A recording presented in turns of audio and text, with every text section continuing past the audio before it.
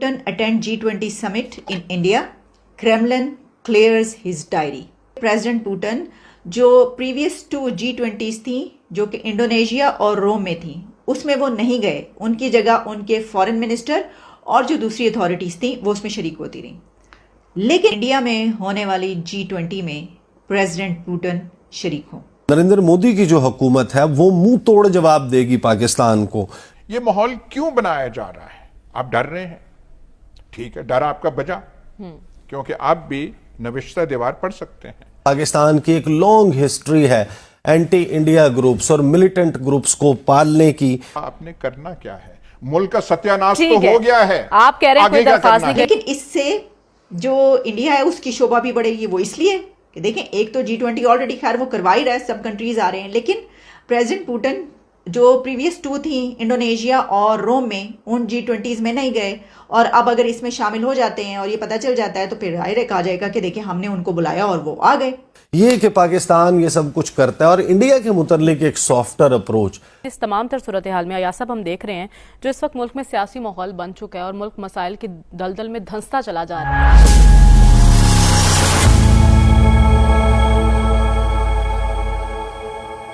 जय हिंद दोस्तों, एक बड़ी खबर अधिकारियों के हवाले से रिपोर्ट में कहा गया है कि रूसी राष्ट्रपति व्लादिमीर पुतिन के सितंबर में दिल्ली में G20 शिखर सम्मेलन में भाग लेने की संभावना है। रिपोर्ट के अनुसार क्रेमलिन पुतिन के कार्यक्रमों को मंजूरी देने के लिए काम कर रहा है ताकि रूसी राष्ट्रपति के लिए पिछले 2 शिखर सम्मेलनों को छोड़ने के बाद भाग लेना संभव हो सके।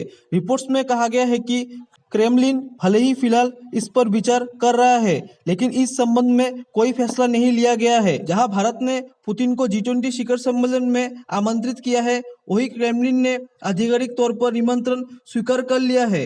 हालांकि पिछले साल रशिया और यूक्रेन संघर्ष को लेकर अमेरिका और उसके सहयोगियों के दबाव के चलते पुतिन ने इंडोनेशिया में होने वाले G20 शिखर सम्मेलन में शामिल होने का अपना निमंत्रण वापस लिया और उसकी जगह रशिया के फॉरेन मिनिस्टर सर्गेई लावरोव को भेजा। तो फिर तो ये कमाल ही हो जाएगा, मिरेकल होगा और वाह वाह हो जाएगी इंडिया की। देखो इन्होंने G20 में जो है ये इतना बड़ा मसला हल करवा दिया, यूक्रेन और रशिया वॉर का। इस वक्त मेरे सामने ब्लूमबर्ग ओपन है जिसमें ये न्यूज़ पब्लिश हुई है कि हो सकता है कि इंडिया में होने वाली G20 में प्रेसिडेंट पुतिन शरीक हों। इसमें लिखा गया है कि will Putin attend G20 summit in India, Kremlin clears his diary. कुछ और इसकी डिटेल्स हैं। अब क्या प्रेसिडेंट पुतिन G20 जो कि सितंबर में मीटिंग है उसमें शरीक होंगे, उसमें आएंगे इंडिया?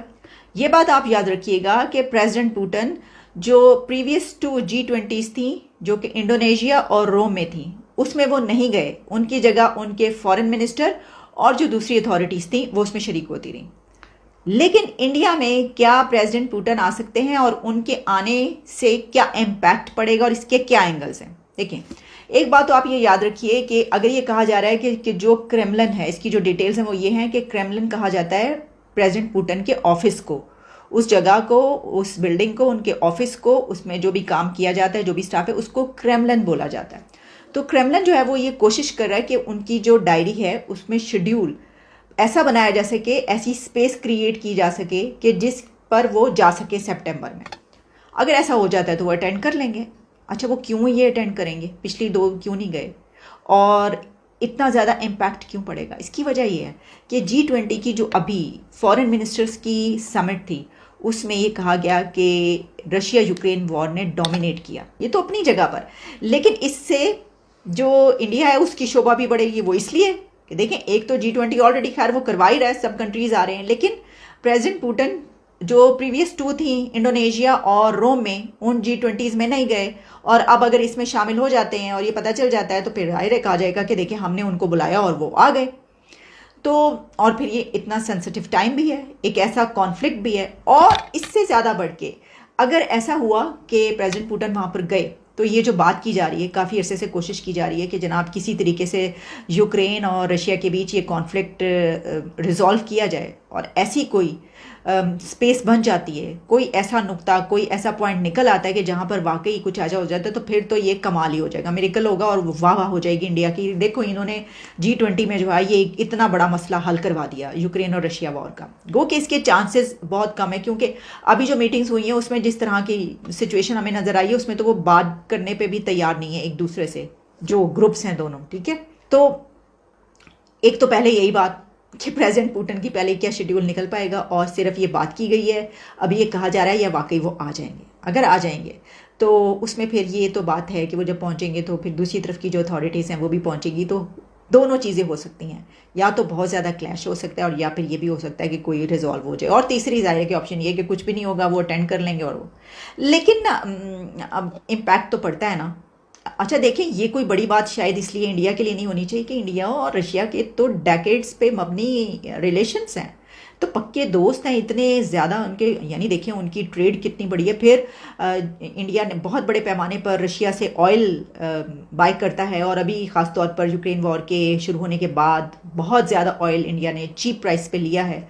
हम सिर्फ कहते ही रहते हैं, हम बढ़ के ही मारते हैं, चीप प्राइस पे हमें ऑयल दे दो, हमें तेल दे दो, हमारे पास खैर कोई मैकेनिज्म इंटेलिजेंस कम्युनिटी की सालाना थ्रेट असेसमेंट रिपोर्ट सामने आई है अब से चंद घंटे पहले, और उस रिपोर्ट में पाकिस्तान के हवाले से संगीन इल्जाम मौजूद है। कहा यह गया है कि पाकिस्तान की एक लॉन्ग हिस्ट्री है एंटी इंडिया ग्रुप्स और मिलिटेंट ग्रुप्स को पालने की, जो इसके मदरजात हैं उसमें पाकिस्तान और इंडिया के दरमियान किसी झगड़े का, किसी लड़ाई का, उस खदशे का इजहार भी किया गया। और उसमें कहा यह गया है कि नरेंद्र मोदी की जो हुकूमत है वो मुंह तोड़ जवाब देगी पाकिस्तान को, लिहाजा एक पोटेंशियल फ्लैश पॉइंट है पाकिस्तान और इंडिया के दरमियान ये सारा मामला।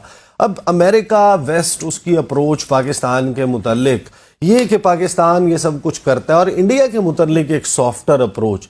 जाहिर है कि उन्होंने चाइना के हवाले से भी इन दोनों मामलात पे बासित साहब से बात करेंगे कि बासित साहब ये जो परसेप्शन की जंग है, ये जो तासुर की जंग है कि आलमी तौर पर पाकिस्तान का एक सॉफ्टर इमेज डेवलप हो, बट दैट डजंट रिफ्लेक्ट, वो रिफ्लेक्ट नहीं करता इन रिपोर्ट्स में। Who is responsible? I think all of us are responsible, क्योंकि हमारे, देखिए सिर्फ अगर बातों से नैरेटिव बन जाए ना, ठीक है वो बहुत ज़रूरी होता है, स्टेटमेंट्स इशू करना भी, सब चीज़ें बहुत ज़रूरी होती हैं, लेकिन उसके लिए एक्शन भी ज़रूरी होता है। कोई ऐसा आप अमल ना करें जो आपकी स्टेटमेंट्स हैं उसके बरखिलाफ़ हो। मैं आपको तारीख़ से, औराक से कई ऐसे वाक़यात बता सकता हूँ कि हमने ख़ुद ऐसी गलतियाँ की हैं, और ये पहली गलती जो दहशतगर्दी के हवाले से शुरू हुई, ये प्रेसिडेंट परवेज़ मुशर्रफ मरहूम के ज़माने से शुरू हुई, जब हमने 6 जनवरी 2004 को यहाँ जब अटल बिहारी वाजपेयी आए थे तो उनके साथ जॉइंट स्टेटमेंट हमने एक साइन की, जिसमें हमने पहली दफ़ा ये तस्लीम किया कि हमारी जानिब से क्रॉस बॉर्डर टेररिज्म हो रहा है, ये क्रॉस LOC टेररिज्म हो रहा है भारत में। सही। तो ये उस पहली गलती थी। तो आपका नैरेटिव क्यों